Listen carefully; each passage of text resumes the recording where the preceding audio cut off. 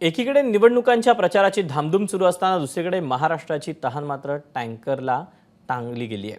महाराष्ट्रात तर कोणत्याही गावात गेलं की गावाच्या कमानीखाली स्वागताला रिकाम्या पिंपांची रांगच्या रांग मराठवाड्यात पाहायला मिळते। बायाबापे चिल्ल्या पिल्ल्यांच्या घशाला कोरडं पडले तर हाताच्या फोडाप्रमाणे जपलेल्या बागांच्या जागच्या जागी कोळसा झालाय। पाण्याविना चाराच मिळत नसल्यानं जनावरांची पोटं देखील खपाटीला गेलेत। पाहुयात पाणी कसं आटलंय आणि ते डोळ्यात कसं साठलंय हे दाखवणारा कृष्णा केंडेचा विषण्ण करणारा हा स्पेशल रिपोर्ट।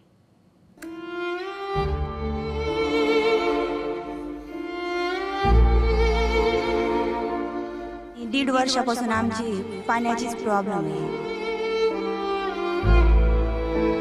पुरलं तर बचत करावं लागतं, पाण्याला पण बचत करावं लागतं। डोक्याला केस नाही राहिले आमचे पाणी आणून। मराठवाड्यातला सर्वाधिक टँकर सुरू असलेला जिल्हा म्हणजे छत्रपती संभाजीनगर। गावागावात गेलं की कमान पाहायला मिळते, रामराम पाहुणं आपल्या गावात स्वागत आहे।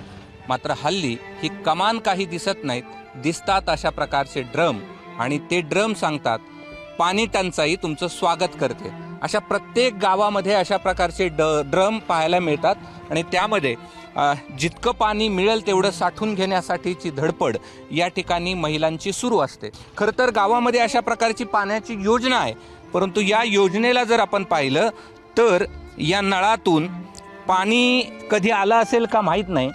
हे पूर्णपणे आता ही फिरणंही एवढी कठीण झालंय, इतकं जड झालंय, कारण की ह्याला फिरायची सवयच माहीत नाही। या नळाला हे नळ कोरडे आहेत। हजारो रुपये, कोट्यावधी रुपये खर्च करून, लाखो रुपये खर्च करून अशा प्रकारची योजना आणली खरी, मात्र ह्या योजनेला विहिरीतच पाणी नाही तर ते नळाला कुठून येणार अशा प्रकारची परिस्थिती आहे।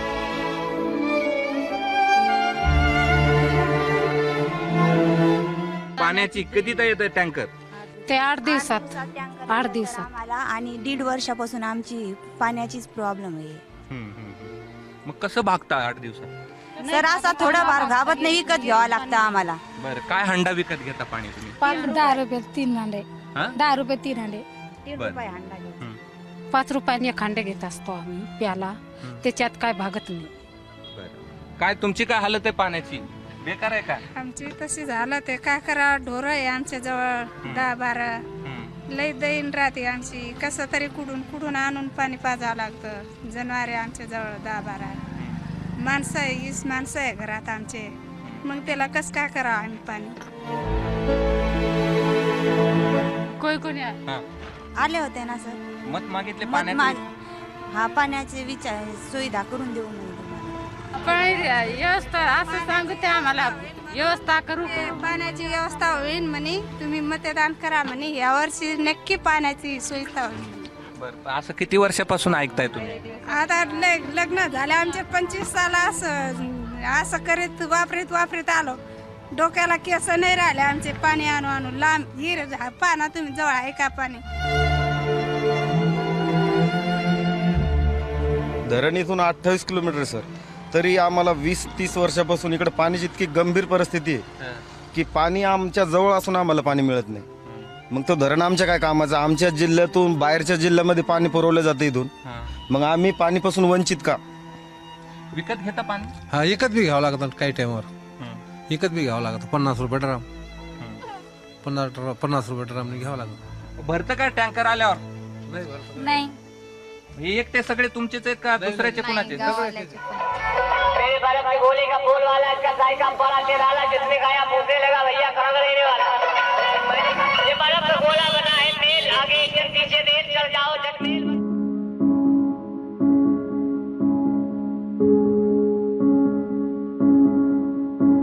जल जीवन मिशन अंतर्गत प्रत्येक गावात पाण्याची पाईपलाईन केली अशा प्रकारचा दावा सरकारचा आहे। आत्ताही या गावामध्ये जल जीवन मिशन हर घर जल हर घर नल अशा प्रकारचा बोर्ड लावलाय, मात्र त्या बोर्डच्याच खाली जर आपण पाहिलं तर नळ नाही आहे, तिथे तुम्हाला पाहायला मिळतील पाण्याच्या टाक्या।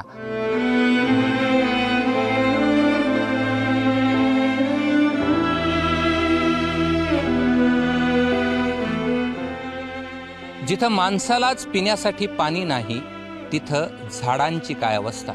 मी पाचोड मधल्या एका मोसंबीच्या बागेमध्ये आहे आणि पाण्याअभावी ही संपूर्ण बाग जळून खाक झाली आहे. फळं कशी लागली आहेत आणि तिची अवस्था काय आहे हे मी तुम्हाला दाखवतो. थोडंसं बारकाईनं जर आपण बघितलं तर ही फळं मोठी देखील झालेली नाहीत, त्याआधीच ती जळून खाक झालेली आपल्याला पाहायला मिळतात. ही मोसंबीची फळं जळाली नाही आहेत, शेतकऱ्यांची स्वप्न जळून खाक झाली आहेत. कारण की आपल्या लेकराप्रमाणे जपलेलं हे मोसंबीचं झाड त्याच्या डोळ्या देखत पाण्याअभावी जळून चाललंय. हे जळून जाऊ नये म्हणून ठिबक केलं, मात्र ज्या ठिबक ज्यातून केलं म्हणजे ज्या विहिरीतून त्याला पाणी येणार होतं ती विहीरच या ठिकाणी कोरडी ठाक पडलेली आहे आणि त्यामुळे मोसंबीच्या बागांची ही अशी अवस्था झालेली आपल्याला पाहायला मिळते.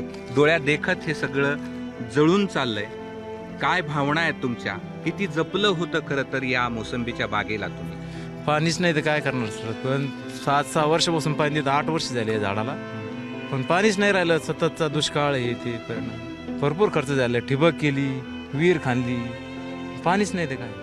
अगदी अशीच ही फळं जळाली नाहीत तर शेतकऱ्यांची स्वप्न जळून खाक झालेली आहेत. 7 वर्ष आपल्या मुलाप्रमाणे जपलं, मात्र लहरी निसर्गानं इथल्या बागेची अवस्था इतकी बिकट केलेली आहे की शेतकऱ्यांना ते सांगणंही कठीण आहे. त्याचे 7 वर्षाचे कष्ट वाया गेलेले आपल्याला पाहायला मिळतात.